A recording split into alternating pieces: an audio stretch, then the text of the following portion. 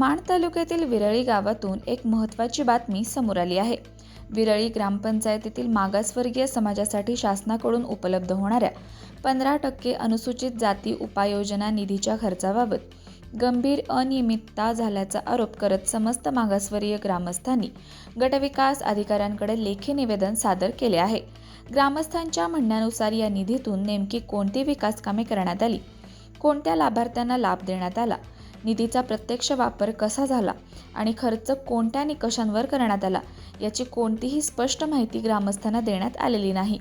त्यामुळे निधीच्या वापराबाबत गंभीर संशय व्यक्त करण्यात आला असून संपूर्ण प्रकरणाची निष्पक्ष, पारदर्शक आणि सखोल चौकशी करण्याची मागणी करण्यात आली आहे।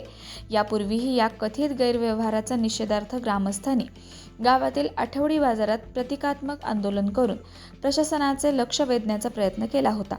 त्यानंतर आता अधिकृत निवेदनाद्वारे संबंधित अधिकाऱ्यांकडे चौकशीची मागणी करण्यात आली आहे। निवेदनात मागासवर्गीय 15% निधीची सनिहाय आर्थिक आणि प्रशासकीय चौकशी करावी, निधीच्या खर्चाशी संबंधित सर्व कागदपत्रे, बिले, लाभार्थी यादी आणि मंजूर कामांची तपासणी करावी, तसेच प्रत्यक्ष स्थळ पाहणी करून कामांची पडताळणी करावी अशी मागणी करण्यात आली आहे।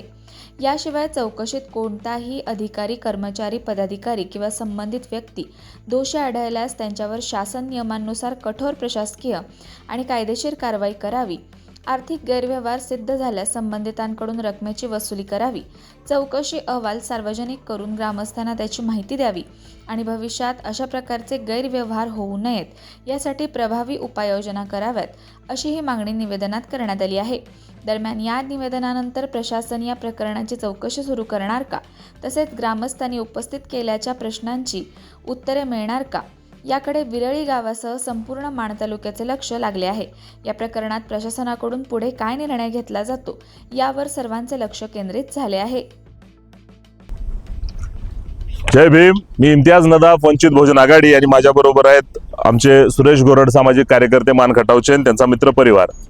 आज आम्ही पंचायत समिती मानचे बीडीओ साहेबांना विरळी या गावामध्ये जो काय पांढरा हत्ती नावाचा जो घोटाळा झालाय की पाण्याच्या टाक्या ज्या 5-10-15 हजार किमतीच्या होत्या त्यांना 45-50 हजाराचा लेबल लावून त्यांना महागड्या टाक्या दाखवून जो मागासवर्गीय समाजाचा जो 15% अनुदान आहे त्याच्यातला भ्रष्टाचार उघड करणारी ही घटना विरळी येथे घडली आणि ती घटना घडल्यानंतर त्याची सखोल चौकशी व्हावी, आम्ही म्हणतोय म्हणून नको, आणि सखोल चौकशीअंती त्याच्या दोषी असणाऱ्या लोकांवर योग्य ती कारवाई व्हावी अशा मागणीसाठी आज आम्ही पंचायत समिती मान येथील बीडीओ साहेबांच्या कार्यालयामध्ये जाऊन त्यांना हे निवेदन आज आम्ही सादर केलेलं आहे। मात्र या निमित्तानं अनेक प्रश्न उभे राहतात की हा सरकारी लवाजमा, तिथं असणारा ग्रामसेवक किंवा इतर ठिकाणी जो भ्रष्टाचार मानखटावमध्ये वाढायला लागलाय ह्याच्याबद्दल बोलायचं झालं तर दुःखानं सांगावं असं वाटतं की आपण 1500 रुपये घेऊन दिलेली जी मतं असतात त्यामुळं मतदाराला ग्राह्य धरून जनतेला मिंद समजून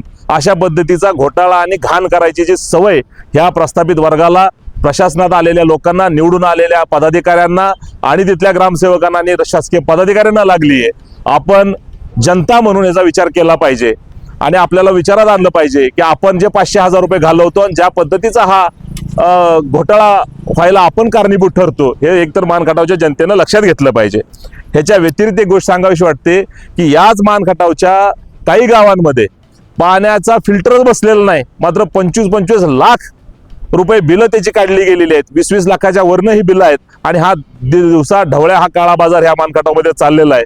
येत्या काळामध्ये मानखटावमध्ये अशा पद्धतीच्या भ्रष्टाचार करणाऱ्यांना आम्ही वंचित बहुजन आघाडीच्या माध्यमातून आणि सुरेश गोरड यांच्यासारख्या सक्षम अशा कार्यकर्त्यांच्या माध्यमातून हा भ्रष्टाचार उघड पाडल्याशिवाय राहणार नाही। आणि या व्यतिरिक्त भ्रष्टाचाराची ही पाळंमुळं खोदून काढत असताना आणि हे भ्रष्टाचार संपवत असताना काम करणाऱ्या कार्यकर्त्यांना जर कोणी आरेरावी करण्याचा प्रयत्न केला, जर कोणी उलटं बोलण्याचा, त्याला दबवण्याचा, त्याला दमदाटी करण्याचा गावगुंडांनी प्रयत्न केला, त्याचा योग्य तो समाचार वंचित बहुजन आघाडी घेतल्याशिवाय राहणार नाही। आणि प्रशासनानं पुन्हा जर हा गलथानपणा केला ना आपल्या अधिकारी जर पाठीशी घालायचा प्रयत्न केला तर प्रशासनाला सुद्धा होणाऱ्या परिणामाला भोगायला सगळ्या अधिकाऱ्यांनी तयार राहावं अशा पद्धतीचा गंभीर इशारा आम्ही या व्हिडिओच्या माध्यमातून, या बाईटच्या माध्यमातून देत आहोत। आमचे मित्र गोरड साहेब यांनी याच्या अगोदर विरळीपासून त्या झऱ्यापर्यंतच्या रस्त्यासाठी आंदोलन केलं होतं, तेही यशस्वीरित्या पार पडलं होतं. आणि आज हा भ्रष्टाचाराचा जो नवीन पांढरा हत्ती सापडलाय ह्याला सुद्धा त्याच्या योग्य ठिकाणी पोहोचल्याशिवाय आम्ही राहणार नाही, अशा पद्धतीची ग्वाही देऊन आम्ही हे निवेदन संपवतो. जय भीम. नमस्कार, मी सुरेश भगवान गोरड. डॉक्टर बाबासाहेब आंबेडकरांनी दिलेल्या संविधानानुसार आणि कायद्यानुसार जो मागासवर्गीय समाजाला सरकारने जो 15% निधी दिला आहे, त्या निधीमध्ये मोठ्या प्रमाणात भ्रष्टाचार होत आहे. याच भ्रष्टाचाराच्या निमित्त आम्ही BDOना आता पत्र दिलेलं आहे. आणि जो 15% निधीमध्ये जो पाण्याच्या टाकीचा जो घोटाळा केलेला आहे, त्या संदर्भात इथल्या प्रशासनाने आणि प्रशासनाने BDO साहेबांनी चौकशी करून त्या संबंधित अधिकाऱ्यावर असेल, अजून कोण असेल, त्यांच्यावर तात्काळ कारवाई करावी. आणि जो त्या मागासवर्गीय समाजावर जो कोणी अन्याय करत असेल, त्यांना कोण दमदाटी देत असेल, तर त्याच्या पाठीमागं सुरेश गोरड आणि इम्तियाज नदाब साहेब आहेत. जर त्यांच्यावर कोणी अन्याय केला तर जसं तसं उत्तर दिल्याशिवाय आम्ही राहणार नाही. एवढंच बोलतो, थांबतो. जय भीम, जय मल्हार. नमस्कार, माझे नाव हनुमंत मल्हारी सकट. मी राहणार विहिरीतला आहे. आमच्या मागासवर्गीय ह्यामधून निधी येतो 15%. ते निधी आमच्या ग्रामपंचायतीने गलत ठिकाणी वापर करून नकली बिलं काढून ते आम्हाला दाखवलेले आहे. आणि ती टाक्या दिल्यात त्याचा बी काही उपयोग नाही. हाय तशा टाक्या ग्रामपंचायतीच्या पुढं लावलेल्या. अशाच नवनवीन अपडेटसाठी आमच्या खबर गावाकडची या चॅनेलला सबस्क्राईब करा. आमचे व्हिडिओ लाईक करा आणि शेअर करा. धन्यवाद.